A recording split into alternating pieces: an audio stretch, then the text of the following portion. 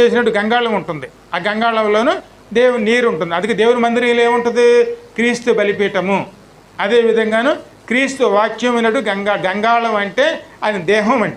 ఆయన దేహంలోంచి వచ్చినటువంటి వాక్యమైన నీరు చేత మనం శుద్ధి చేసుకునే వారమే ఉండాలండి.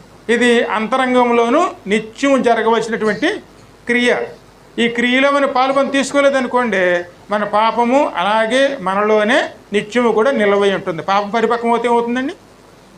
పాపము పరిపక్వమయ్యి మరణమును కన్నును. అందుకే నిత్యం మనం ఉండవలసింది ఏమిటి? దేవుని సన్నిధానంలో పాప పరిహారం అండి. అది కేవలం ఎవరి ద్వారా వస్తుంది? మొట్టమొదటి బలిపీఠం మీద దేవుడు బలి అయినటువంటి బలిపీఠం మీద నుంచి వస్తుంది, ఆ ఓటలోంచి వస్తుంది.